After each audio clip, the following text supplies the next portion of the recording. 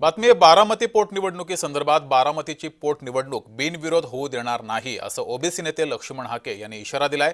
पवार घराणा OBC आरक्षणाबाबत कायम गप्प राहिलेला आहे असा आरोप सुद्धा हाकेंनी केलाय. तर सहानुभूतीच्या जोरावर निवडणुका बिनविरोध होत असतील तर हे लोकशाहीसाठी धोकादायक आहे असंही लक्ष्मण हाके यांनी विधान केलंय.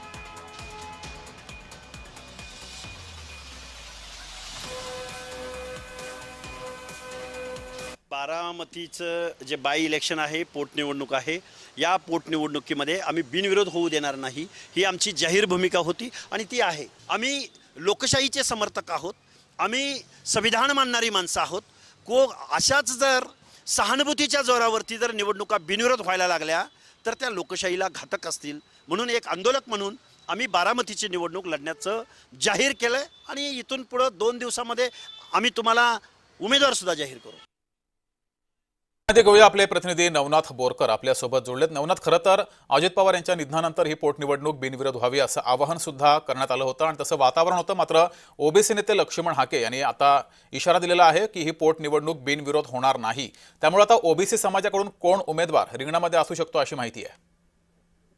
नक्कीच जगदीश, जशी बारामतीची पोटनिवडणूक जाहीर झालेली आहे तशी बारामती विधानसभेची पोटनिवडणूक जी आहे ती बिनविरोध होईल अशी चर्चा जी आहे ते बारामती तालुक्यात नव्हे तर महाराष्ट्रभर रंगलेली होती. मात्र आता आजच ओबीसी नेते लक्ष्मण हाके यांनी जाहीर करून टाकलेलं आहे की बारामतीची विधानसभा जी आहे पोटनिवडणूक जी आहे ते बिनविरोध होणार नाही अशी घोषणा केलेली आहे. खऱ्या अर्थाने ओबीसी नेते लक्ष्मण हाके यांनी बारामतीतील अनेक गावामध्ये विशेषतः जे ओबीसी बहुल गाव आहेत त्या गावामध्ये जाऊन दौरे केलेले आहेत. वाड्या वस्त्यांवरती जाऊन नागरिकांशी चर्चा केलेली आहे. यामुळे खऱ्या अर्थाने ओबीसी नेते लक्ष्मण हाके यांनी ओबीसी मतदार जो आहे त्यांच्यापर्यंत जाऊन आपले म्हणणं जे आहे ते मांडलेलं आहे. खऱ्या अर्थाने लोकशाही जिवंत राहिली पाहिजे. यामुळे बारामतीची पोटनिवडणूक लागलेली आहे ती बिनविरोध होऊ देणार नाही अशी घोषणा केलेली आहे. खऱ्या अर्थाने आता राष्ट्रवादी काँग्रेस पक्षाकडून